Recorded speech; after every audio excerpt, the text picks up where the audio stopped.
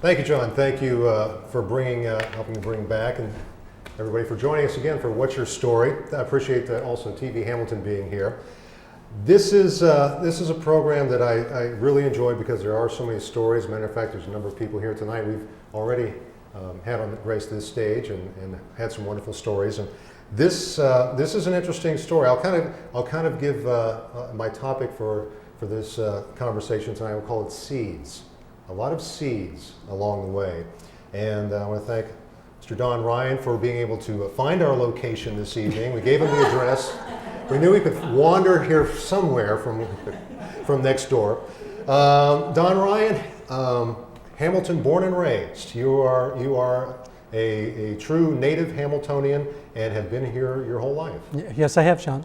Now you've been to school here. What's now? You don't have to give a date. That's okay. But we'll be able to date you by telling us which schools you went to in Hamilton. Well, I started off with St. Anne's, and I see Alan Roth in the back, who I went to school with 100 years ago. And then I switched over to St. Peter's. Family moved to the west side, and then went to Harding for 1 year, and then Hamilton Taft for 3 years, and then Miami University. Very good. And going back a little bit now, being a native Hamiltonian, growing up, you've seen a lot of changes, obviously, through the years here, and you've been part of a lot of changes through the years here. But this is probably only the second occasion I've been able to interview a paper boy. However, the first one wrote for the paper, so it's a different kind of situation. You attribute a lot of, I guess, your involvement in the community with the fact that you were a paper boy. That's correct. I delivered the Journal News starting, I think, about when I was 12 years old. And I used to like to sit down and read the paper before I delivered it to the people, so they probably got their papers late. But I actually enjoyed it. Keeping in mind this is an afternoon paper. I know. Right, okay. Yes, it was afternoon back then, right. So, but I enjoyed reading the paper, and I was most fascinated with government, whether it was here in the city or, national, federal government or whatever, and just became in tune with everything that was going on in the city at that point, and that always stayed with me until I ended up running for mayor. So even at the age of 12, you were gathering information, soaking up information, being involved with current events, local events, and knowing what's going on locally. So Correct. You had a lot of background coming into that. Right. And kind of, if you could describe how things were in Hamilton at that time, as far as you grew up in one section, but you moved to another section, but they were in your neighborhood. It was a city of neighborhoods at that time. Right, and I still, even when I was mayor, I talked about the city being a city of neighborhoods, and that's the way we grew up, with a city of neighborhoods. And one thing I liked, we grew up in Lindenwold, is it had a movie theater, it had I think Kroger's was there, had a dentist and a doctor, so you had your own little business world 2 blocks from your house, which was pretty cool. And so we'd always spend, evenings or weekends just walking around what we called the downtown. And then when we went to the real downtown, it was an adventure. Going to the city. We took the bus, and we came downtown, and all the big stores were down here, and just walked around. And that's what I remember growing up. The big stores that were down here, and just enjoyed that thoroughly. There seemed like back then there were 1 million people walking up and down the sidewalk.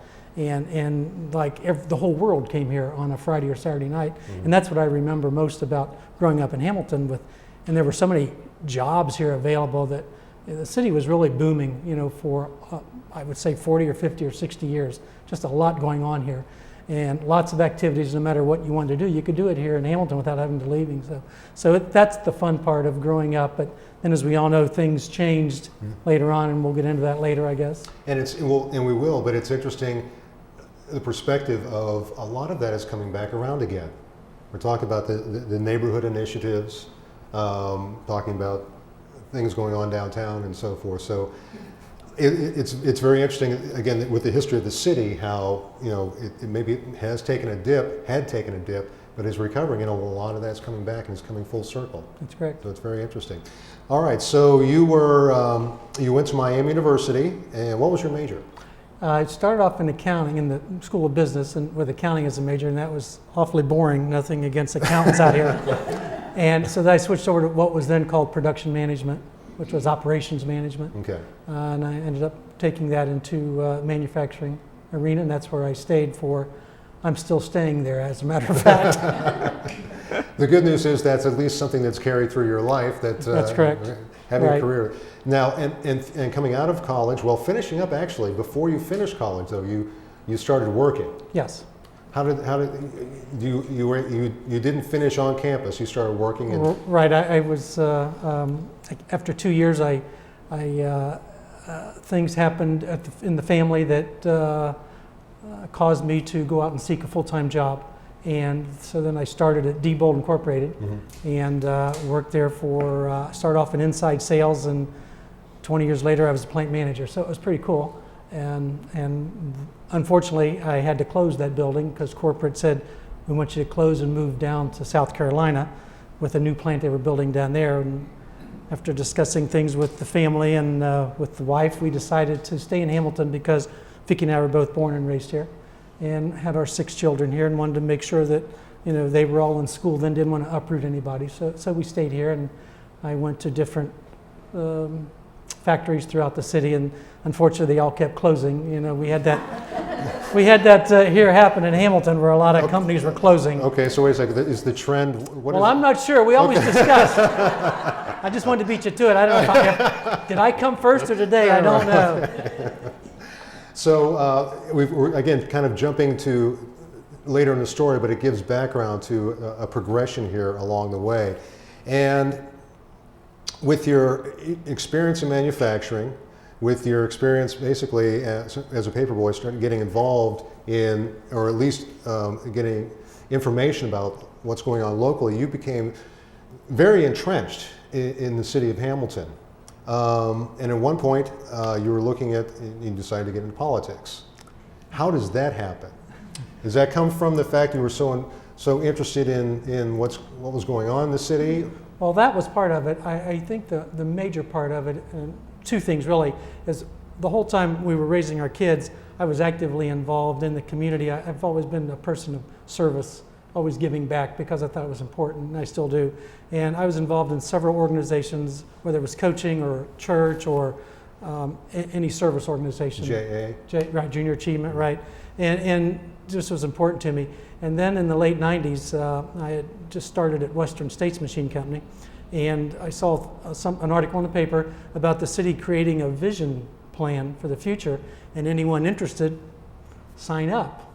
So I signed up, and that was, I think, in 1998 or so. Is that right, about 1998?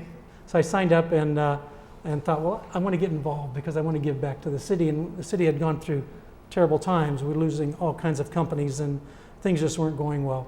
And so got on this Vision Commission, which we named it Vision 2020, and I think 500-600 people volunteered to be on these various committees, and I got involved in it because I really believed in it, in the future of the city, and just stayed on that for almost 2 years. And at 99, we were talking about, we're getting ready to put this before the then city council to vote on it, and I thought, gosh, all the work we're doing, and we'd heard that several plans had been shelved that had come forth in the last several years, and I thought, well, one thing I should do is maybe run for city council to make sure that my vote counts because I really believe in this visioning process. So I ran for city council, and thank goodness was elected. That's when only 7 people got elected for 2 years, and the person with the most votes became the mayor.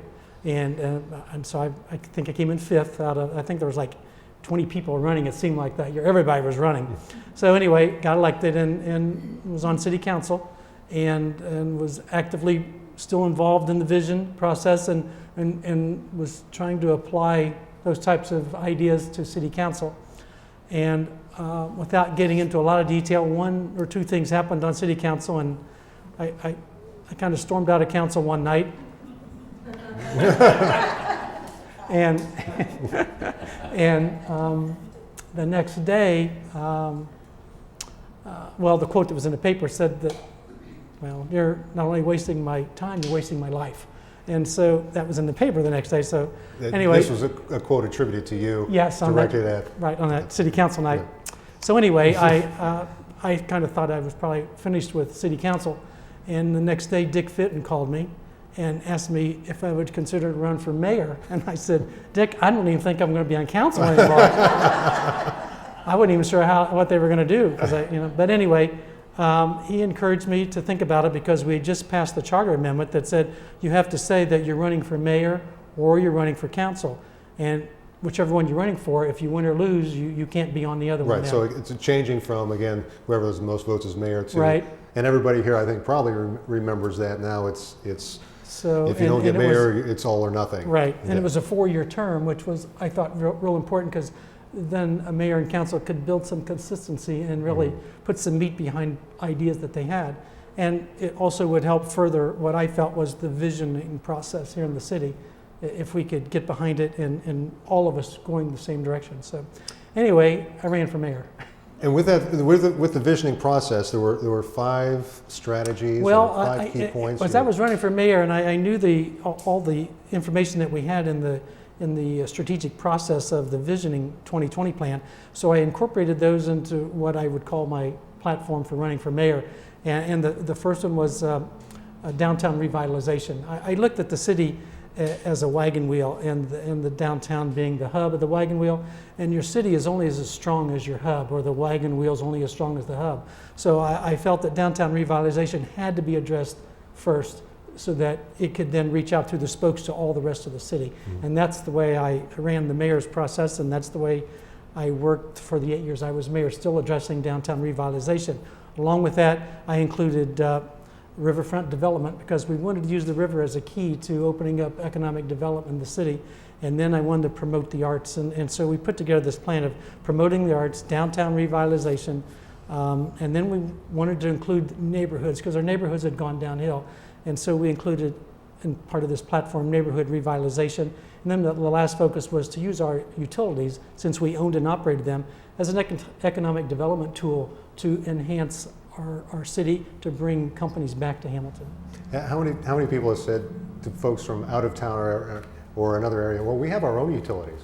You know, who do you have? No, sorry, we've got our own. It's interesting. So these 5 areas, this is where I get into, I think, kind of our conversation of seeds. This is back in the early 90s. So seeds, Yes. initiating from ideas, seeds starting to be planted, seeds that you don't see necessarily the growth right away.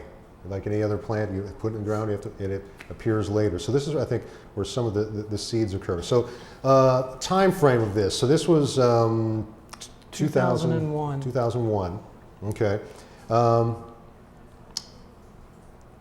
I want to talk about family a little bit, but I think I want to look at some of these seeds we've planted. So you're talking about downtown revitalization. What were some of the, I think, key areas? You talked about downtown, you talked about riverfront. We've seen some things happen in all those places. What were some of the key things that you did initially to try to make these initiatives happen, or these 5 strategies happen? Well, once I became mayor, once I was fortunate enough to be elected and became the mayor, I immediately, Nancy Wiley was on the Vision Commission with me, and we talked about creating a Vision Commission through council that would be enacted as part of legislation to create this commission whose function would be to take the vision plan and incorporate it with the ideas of the city and work together to put this visioning process and make things starting to happen here in the city. So we put together a list of strategies and somewhere between 25 and 30 subcommittees, all towards one of these 5 points that we talked about. And we had committees going on everywhere throughout the city, all with the focus of making sure that they were all geared towards reaching one of these 5 goals. Mm-hmm. And at the same time, I was at the city, then was focusing on the city, making sure that we were implementing what needed to be implemented to make this visioning process work. And it was fun, right? It took a lot of hard work, I have to tell you, and a lot of long hours, and I think you're seeing those seeds blossoming today, but we put those in place, gosh, 10, 12 years ago. Well, one of the seeds I want to talk about is, for instance, right across the street, these buildings here. You took a bold move and asked the city and spearheaded a campaign to actually buy these buildings. Well, yes, it was a bold move. The 3 directly across the street, the city had just purchased in '99, right before I got on council. It was the art space building that we were focusing on, as well as the Mercy property was the first thing I was faced with. As soon as I became mayor, Mercy Hospital announced they were closing. Again, that was one of those, who came first? I don't know. Well, to give you an out from that though, but had they said to you, hey, everything's great, we're going to be here? Or was that, no, that was okay, we'll get to that okay, one too, right, yeah. So anyway, so right away, we started talking about on council, what are we going to do? And so a novel thought was, why don't we approach Mercy to see, first of all, if we can keep them, which they said no, they're sorry, they couldn't stay. Maybe, well, then they should sell us the property, because we didn't want to give up 10 acres on the river in downtown that really would be important to us looking at our vision plan. So we approached Mercy and talked with them several times and had several meetings. Mike, were you involved in the Mercy? Mike Samovisky, who was our city manager, worked hand in hand with us and strongly believed in the visioning process also. And we worked hand in hand to try to convince Mercy to sell us all that property. So it came down to where at the end they sold it to us for $200,000, which is like $20,000 an acre in prime real estate in downtown Hamilton. So it was really a bold move for us, but it really is, you can see how it's complementing the yes, city. that somewhere down the line, someone will be able to do something with that. Right. Having the vision and Right. planting the seeds. So, and then we did the same thing with art space, and we can get into that later if you like, or we can do it now. Let's go ahead and talk about art space. Okay. That's, again, something totally unique Right. to this So area. so the city had these three buildings, but, and all that, I think we kind of stabilized them so nothing more could happen to them because they were in pretty bad shape. And we couldn't get anyone to come in and actually agree to revitalize the buildings and or renovate them to bring back, because the goal on the Vision Commission for our downtown was to preserve our past and build it into our future. And that's kind of a wording that we worked with, because we just didn't want to a lot of people wanted to tear all the buildings down. And that wasn't nothing I wanted to see, nor the Vision Commission, because we wanted to use what we had and expound upon it, or expand upon it. So anyway, so Art Space was next, and Rick Jones from the Fitton Center told me about Art Space, and it was all part of promoting the arts, and that they come to a city and they pick you, you don't pick them. Mm-hmm. So Mike and I and Rick Jones and a couple other people flew to Terry Whitmore. Terry Whitmore and Helene Hemmelgarn and Rick Jones, and who was the finance guy? Oh, Tim Bigelow. No. I forget who it was. He went with us too. So we visited Art Space in Minneapolis. We went in January. Why we picked that month, I have no idea. In Minneapolis. And what we were shocked about is when we got there, hundreds and thousands of people were walking in 20-degree weather all over their downtown. There were shops and stores everywhere. And Art Space took care of us. We went to several of the buildings and of the Art Space buildings themselves to see what they were doing. And they had converted several of their older buildings into lofts for artists, and then they had galleries on the first floor or retail. And we came back with that idea and tried to convince council. That Vision Commission was already on top of it. They were into it.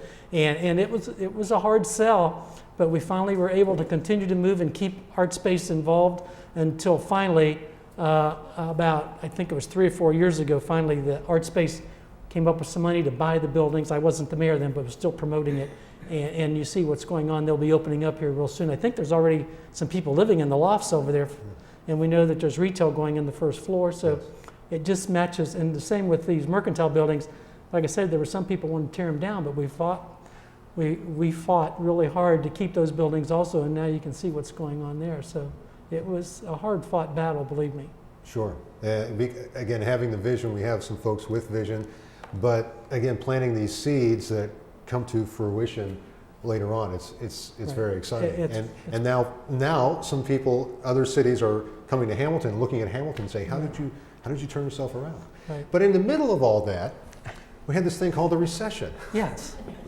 So we're gung-ho, we're moving forward, all these projects, and then Yeah, it's like a wet blanket, just thrown over the whole city. Everything stopped, and it was tough going for for everyone really, because I think I saw a report come across my mayor's desk in 2009 that said that 30% of the operating businesses in Ohio were closing.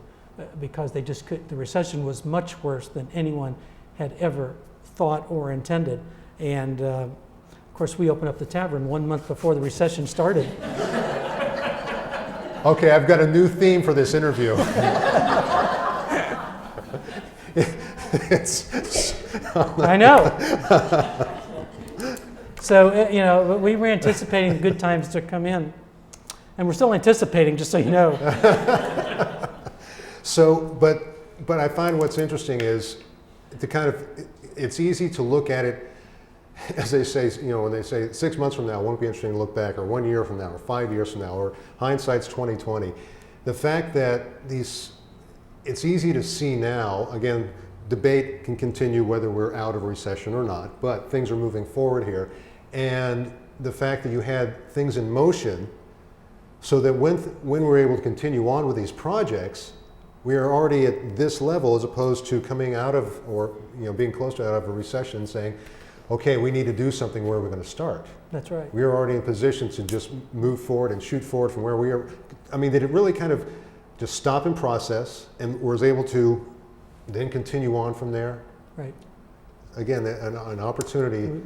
We gained, by moving the way we did, we were able to secure all the properties, and we passed some laws that, you know, that helped clean up the downtown, and it was crime free, and it still is. And the downtown is beautiful, of course, and it continues to become more beautiful as more things are added to it, more stores and buildings are cleaned up and added to what's going on here. But you're right. Had we not done that in the 2002 to 2006 or 7 timeframe, we would be where we were 10 years ago, which would be hardly anything going on downtown. So it's again, those seeds planted.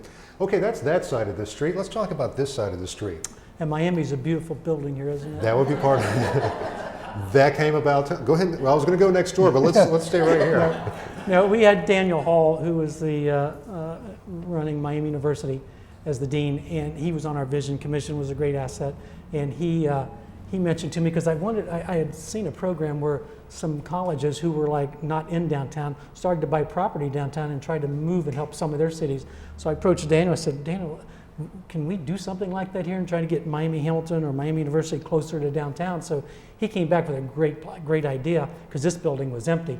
And he said, why don't, he said, I think I got the okay to put in a Miami University downtown for civic engagement. I said, that is great. So he hooked me up with the new president, President Hodge, who just become president of Miami. At that time. And Daniel got a meeting with me, and that probably caused both of us a lot harm when I got there. But anyway, so I told President Hodge, I thanked him for doing this, and he said, well, is there anything else I can do for you? And I said, yes. I said, I'd love to see you put some off-campus housing downtown, or buy one of the buildings and put, you know, build it and redo it and put classrooms downtown. He Sure. said, you're asking for a lot. And I said, that's all right. If I don't ask, we'll never go there. But we still have this, and we're still hoping that one of the colleges do something downtown, because that's going to help us tremendously, like it's going on in Middletown right now. You know, they have the Cincinnati State, right? downtown. And that's just a great thing for downtowns to have, is to have a university influence downtown. So we have this, again, a seed planted here, and again, I think it's shaping up very well with the environment that comes around the building, with the technology center coming in, obviously with True West next door, and then kind of behind us, behind this wall here. Yes. Just on a whim, as an Irish guy decided to open an Irish Yes. pub. Is that? It was great timing, like I said. Actually, we were trying to get somebody to come in downtown, and we were doing everything we could to try to bring somebody in here. As mayor, I traveled and saw what the successful cities were doing in their downtowns. We're creating an arts district and creating an entertainment district. So I came back with that idea. I said, gosh, we're doing the arts thing. We've already got the fitness center, which was our crown jewel at that, you know. And I don't want to gloss over that. The fitness center, again, we talked with Sue Samavitsky about what a fantastic operation to get that up and going, and of course what an asset that is to the community. So I don't want to gloss over that, because that was one of the 5 strategies, was the arts area, and that was, and thanks to a lot of folks, including the Hamilton Community Foundation and some key people. So I'm sorry, go ahead. That's all right. So we couldn't find anybody. So I'm watching PBS one night in 2006 or early 2006, and they had a special on Irish taverns. I thought, well, hell, I'll watch this. And so, I'm seventh generation Irish, and my brother's back there, and he's with me, and my Okay. sister Sandy, and then my son Michael's back in the back too. So anyway, so I thought, well, let's watch this. So we watched it, or I watched it, and they were building these Irish taverns in India, China, and Saudi Arabia. I thought, what? I said, I didn't even know any Irish people that lived there. So I said, okay. I came back with this crazy thought. I said, I'm going to think about putting an Irish tavern in downtown Hamilton. So I called the CPA of my manufacturing company and told her, and she said, well, I said, really? She said, it's really tough for a family-owned business to do anything in a restaurant-type atmosphere. She said, but if you really want to do it, you got to get the okay from Vicky. I said, okay. So Let me ask, so a CPA point of view She's- was basically, no. no, Right. okay. So then I went to Vicky, and she said, we talked about it, and she said no. I said, okay. That's two. So then I came back and said, now what am I going to do? So then this building next door went up for sale.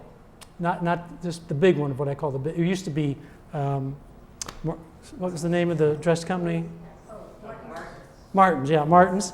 And before that was F.W. Woolworth and Sons. And I think Vicki got her first maiden uniform at Martin's, is that correct? Right? And I remember going in there, not to get my maiden uniform, but when it was F.W. Woolworth, I remember going up and shopping in there when I used to do my downtown trips on the bus. So anyway, so I'm walking that building, I said, gosh, this would be a great building just to have downtown, knowing that somewhere in the future we would have revitalization downtown. I just didn't know it was going to take 10 more years. But anyway, so I bought the building, really didn't say anything to anybody. Don't laugh, Frank. So anyway, so I come back and I told my CPA we bought this building. She said, okay, I think really think about doing an Irish tavern in there, and then hooked up with the architect and got Vicki involved, and thank goodness, because she really helped with all the designs and the way it looks today. If I had to do that, I can't put two colors together. So anyway, it all came together, and what didn't come together, it took much longer than we had anticipated. So it took almost 18 months from the time we said we were going to do it and until we actually opened up. And we were hoping to be open up a year earlier than we were, and which we would have, maybe we'd have staved off the recession at that point, who knows? But anyway. Because by the time you opened, Yes, we opened in September of '08, so it's our 7th anniversary tonight, actually. And then in October of '08, the recession started. And I remember reading in the paper that, it's a recession, nobody knows anything about it, but things are not looking well. So I remember going to the bank and I said, should I be worried about this? They said, no, it's only going to last 6 months. Well, little did I know he was talking about me. I thought he was about the recession. so you put it on, again, crazy idea, you jump Put on it a out limb, there. put it out there and take a Right. daring step at an Irish tavern in the middle of Irish downtown, tavern. but you have all kinds of things going on. Right. There's businesses downtown Right. So until, the recession starts, and we're pretty busy at first because we're new downtown, and people are really supporting us. And then the recession gets worse, and then pretty soon things start closing, and everybody starts leaving downtown. So, we went from maybe 3,000 people working in the area to probably about 1,500. I mean, it was really a ghost town. And all the hard work that we put in with the Vision Commission and with the city and the council and everybody working together to really beautify our downtown and making a place that, a destination place. So things were really looking pretty scary. So it just put out, like I said, a wet blanket over everything. and so far you've been able to survive and carry on through. I tell people we're still there, You're still there. right?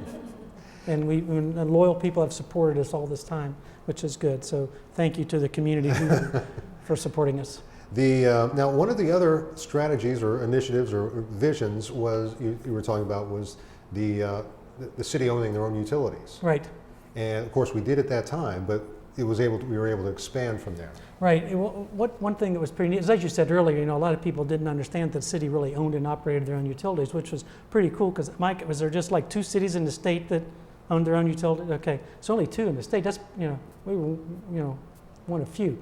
So anyway, so we have we had our own utility, you know, the coal plant down the street, and we of course do our water and our sewer, and then we have a great gas distribution system set up, and then we had this plant on the river that generated, you know, electricity, and the people, our guys came to us back in 2004 or 5, I think, and said there's an opportunity for us to buy a license to operate another plant on the Ohio River. It would have been called Meldal.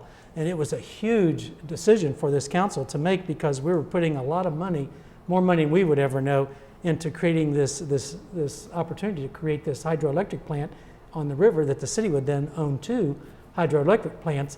And the vision we saw was that once we got there, we would be able to generate something between 70 and 80% of our electric would be through green, you know, green operations, which was what the vision for the future would be. So we took a big gamble, and we got the license, convinced the government, we had to buy it from the federal government, that we could handle that license. We had the people to do it, and so And part of that was because we had our own utilities already. that definitely helped. A city just coming in and said, hey, we Couldn't do want it. to. No, we had a staff to that get that knew what they were license. doing. So, Mhm. but it's still a tough battle to get the license, and we got the license, and then we got some funding in place, and then we started about 5 years ago, I think. I was there when we cut the ribbon to dig the first shovel full of dirt out, and I'm hoping to be there when we cut the ribbon to turn the turbines on and start making electricity. So I'd like to make it, kind of put a twist on what we've been joking about, everything you've touched. Actually, everything you've touched has come to fruition. So far. You know, in a lot of areas. I'm not, you know, not saying that it was just you. No, Obviously, a no, lot it of was- people here involved then and in the process, and now making it happen. Right. There's a dedicated group of people in this city who are passionate about what goes on here and wanted to ensure the future for our kids. And that's what it took, and we did everything we could to make that happen. And speaking of kids, I want to talk about your family a little bit. We'll go back in your story a little bit. There actually is a point in time where you're raising some of your boys on your own. That's correct. My first wife passed away of cancer when she was 31, and we had 3 sons, and they were 6.5, 2.5, and 8 months old. And so this kind of changes your perspective on life, I would assume. It certainly does. You have a new appreciation for how you have to handle yourself in your life, and you have 2 choices. You can either go forward and make it happen, or just walk away from it, and you don't have anything to do with it. So it is, I think, also, not to be embarrass you, but I think it's also a statement to your character of stepping forward and taking on what you needed to take on, and for a period of time, raising 3 boys. That's It was different lifestyle. I mean, and then when Vicki first came over to the house, she said, "What's that pile of clothes?" And I said, "Those are dirty clothes that will have to go to the basement at some point and be washed." But now you and Vicki together have raised 6 boys. 6 boys. And as you said, you've been involved with coaching. You've been on West Side and school and so forth. So I mean, your family is very important to you. It's very important to both of us. And these decisions along the way, we talked about, asking Vicki about, for instance, the tavern. How much did you involve your family in all these decisions about running for mayor, about the tavern? Right. Well, when we ran for mayor, all my family was involved, and we just put together a team of family and friends, and we had no idea if we would win or not, because we were all new to this, and running against 2, a current mayor and a current vice mayor. So I was like the dark horse, but anyway, it's only because of everyone in the community who supported us that we were able to make that happen. And tell us a little bit about where everybody is in your family now, in their life. You raised them, and both of you have done very well. Where is everybody, and what are they doing? Well, let me go back to the mayor thing. But Okay. the most important person that had to make that decision about running was Vicki, of course. And so we talked about it at length, and she felt the same way I did, that there needed to be a change here. So that's how I think we came up with our slogan, or whatever it was, that Don Ryan, a change, I forget how it went now.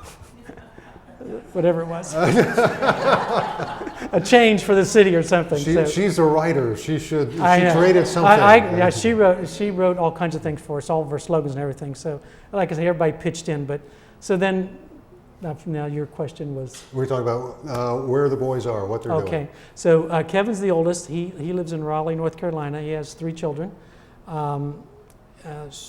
Chris lives in Hamilton. He has 4 children. Alex is in Hamilton. He works for us at the manufacturing company, and so does Chris, by the way. And then Alex helps us a lot with the tavern. He's kind of like the IT guy, even though he won't say he's an IT guy, but he's done wonders for us. Sean is in Columbus, and he has 3 children. Michael's here tonight. He works for Brown Dawson Flick. And Zach just was promoted and now works in Phoenix, Arizona, and he's living out there. So you've done a great job, both of you. Congratulations. One of the things, again, you've been involved out in front in the public eye for a number of years, again, whether it be with the programs you're involved with, from kids programs, the kids activities, to being on council, working with the city, being on the Vision Commission, and then also Ryan's Tavern. But you're taking a little time to take care of yourself now. Yes. Whether I want to or not. Right. Some folks may wonder. I haven't seen Don around very much, or he's not around as often as he used to be. You're working on your health right now. That's correct. Right. Should I go into it? I can go into it. I guess I just want to let people know, if you want to explain as much as you want, but you were faced with some conditions that have quieted you down. Yes, they have. Let's say.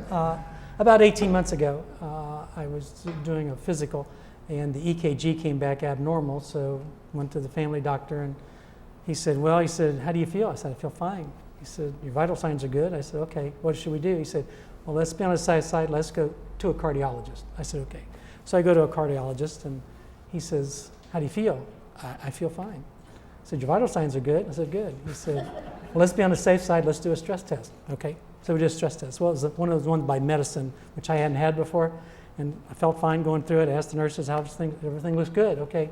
So I go home the next day. The cardiologist calls and said, come down to my office right away. I said, well, this can't be too good. So we go down there, and he said, you didn't pass the stress test. I said, okay. He said, I'm not sure what's going on. He said, but let's be on the safe side. Let's do a heart catheterization. I said, I'm thinking you probably have some blockages or something. I said, sounds so. This all happened like in a period of 4 or 5 days. So then we go down to Christ Hospital, and we do the heart catheterization. And I know I'm laying in the room where they do it, and I wake up, and the surgeon says, well, how you doing? I said, I'm okay. Through all this, you feel fine. Yeah, I feel fine. I said, well, what'd you find out? He said, well, I've got some good news and bad news. I said, what's the good news?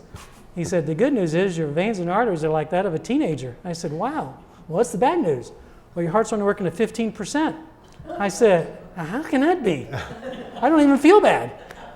And he said, well, it's unusual. He said, because most people get this because they've had a heart attack or a heart disease, and you don't have either of those, because we checked you out while we were in there. It was good. He said, so you need to get back with your cardiologist right away because your whole life's going to change. I said, okay. So I go back to the cardiologist, and he said, well, here's the news. He said, what you have is something that you hear about these athletes who are playing ball and then they just collapse. He said, they have what you have. It's cardiomyopathy. And he said, we don't know how you got it though, because like we said, it's heart attack or whatever. He said, 5% of the people get it. It's unknown. He said, we think it's a virus. He said, but we don't know that for sure. He said, and the thing is, we don't know what you're going to do next. He said, we're going to put you a lot of medicine. We're just going to see how this goes. He said, eventually, you're going to have to get a device in, and it'll regulate your heart and watch it and be a defibrillator, because I'm a candidate for heart failure at any moment. I mean, we all are, but I'm a little closer. It's one of those who came first. I don't know. So anyway, then I really got sick then, and 2 months later, and it was in ICU for a week, but then I came out of that, and then I got the device put in a couple months later, and and I just don't have a lot of energy. And I have to be real careful what I do because anything I can do could stress the heart more. But so I'm still at the same 15% level, but one thing that I am doing is I've accelerated talking to the doctor, the medicine, the dosages to see if that can hopefully get the heart to start repairing itself. And that's what we're hoping for. And that's something interesting and new. Yes. Like my dad had a defibrillator in his chest. Didn't have anything like that at that time. So this is something new. They're actually talking about rebuilding the muscle or this medicine. Rebuilding the muscle, that's one of the options. So of course, it's been 18 months and nothing's changed yet. But I'll be taking another test toward the end of the year, and we're hoping to see some improvement there. But I'm trying to get out a little bit more, but people see me, they don't think there's anything wrong with me. That's okay, because I don't want to get into it anyway. But well, I appreciate you sharing that. Yeah. Again, I wasn't trying to push you into that, but I appreciate that. Again, it's a situation where no one knows what other people are dealing with, and you've been again so public in figure, not necessarily in an ego sense, but in a figure of always, or in the sense of always being where everybody can see you, and not seeing you around a little bit. We kind of wonder. And, but so, and the other part of that is you're not all better, No. but you're maintained and hopefully moving forward, trying to move forward. That's the plan. So it's, I guess a lot of this, I appreciate your time tonight because I wanted to share a lot of seeds that were planted that actually a lot of people here were involved in through the years. And so I think seeing the, as far as your work in public office, we've seen a lot of things come to fruition. In my opinion, in quite a short period of time. I think there's a lot of cities that are looking to Hamilton, asking, how did you do that? I know, speaking with a couple of folks who live up north, they've had representatives down here recently looking at art space and coming down and seeing what was being done in Hamilton. And again, like those those movie stars who had overnight success that took 30 years to get there. I think this is the same story here, and that you were very involved, and the things that were important to you, again, were giving back, and family, and also knowledge. You were very interested from an early time, as going back to what we were talking about before, about what's going on civically in this area. So we appreciate that. So I'd like to open it up for any questions or comments anybody might have while we're here. Because if the less questions you have, the sooner we can adjourn next door and reconvene, and everybody can tell their own stories there. Okay. No, does anybody else have anything they'd like to add?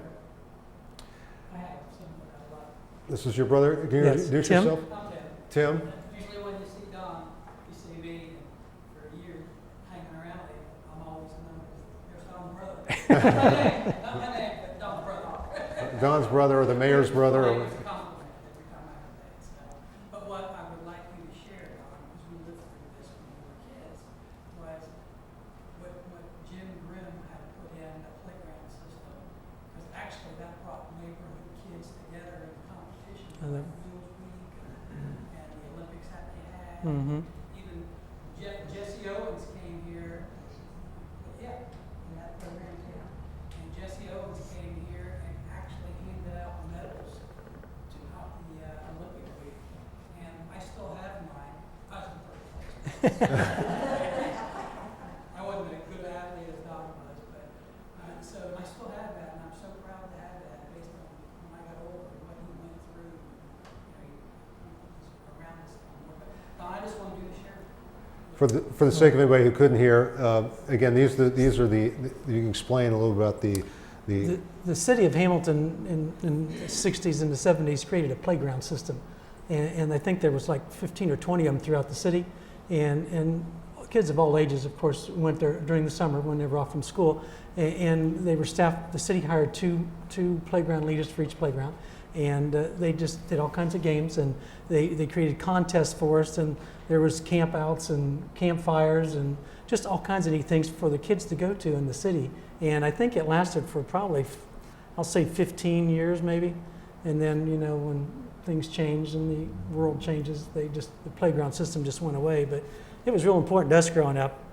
You were talking about, and you mentioned, Tim, the Olympic They Olympic did- week, or They did all kinds of things, but one of the big ones was Olympic Week, and they had all kinds of activities, and each of the playgrounds competed against the other playground, whether it was running races or badminton or softball or basketball, whatever it was. And this is again getting you that neighborhood idea. Neighborhood idea, City right. of neighborhoods. City of neighborhoods. It's a good idea, Tim, thanks. Yeah, I'd like to make a comment, and I think from what we've heard tonight, the city of Hamilton in general owes a great deal of gratitude to Don Ryan.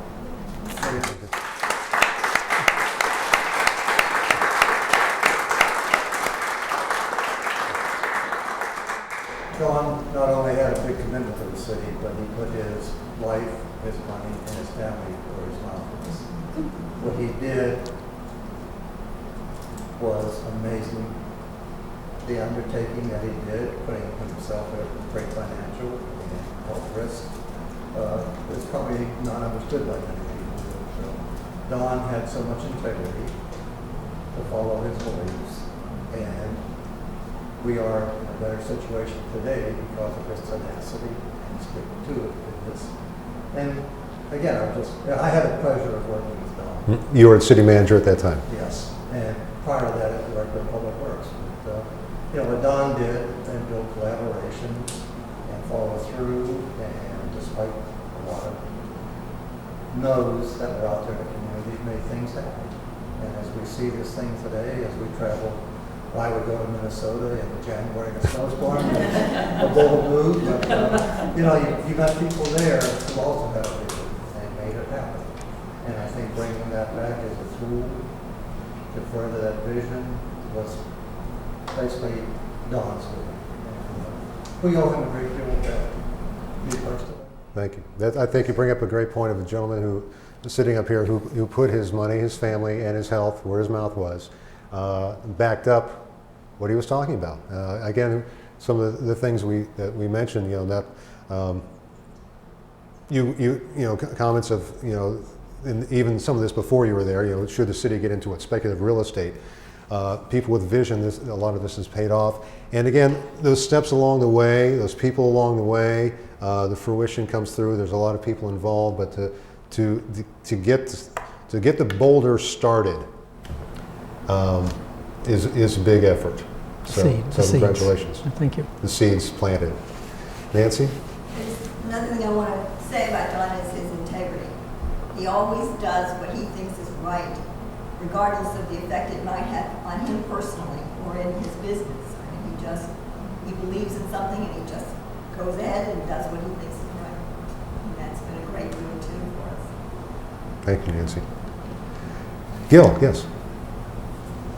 Don, we've been together in so many civic organizations. Rotary Club, Right? Vision 2020 Commission, Yes. right, Nancy? And I believe in your leadership and accomplishments. What bothered me is, did you ever have a dream of going up to state level, like a state senator or state representative? And we discussed this with Corky Combs one time, and you were supposed to be a good material. Did you ever have a dream? To take it to the next level, the question is, Did I have a dream about it? going to Absolutely. state level? Okay. Absolutely, I did. Unfortunately, circumstances dictated that I wasn't able to do it. Things you can control, things you can't. Right. Very good. Thank you, Gil. Don and I went with about 20 or 25 people to Ireland. That's right. I forgot Right that. before he opened here. And I know Don had a really good time. I went in every pub I could find there. We had a few years together. Yes, we did. Well, you were doing research. That's right. It was all Okay. research. Research and decorating. That's right. Well, Vicki did the decorating. She came back with a lot of stuff.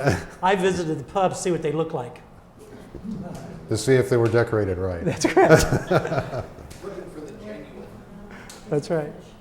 Well, I'd like to thank everybody for joining us and sharing tonight and supporting supporting Don. And Don, I'd like to thank you for sharing and opening up about a lot of things. But again, I appreciate what you've done and the fact that you're able to share with us, and the fact that we can go next door and Well, there is an Irish pub, there's an Irish tavern in downtown Hamilton. That's right. Among the things that we appreciate. So thank you. well, thank you, Sean. Thank you.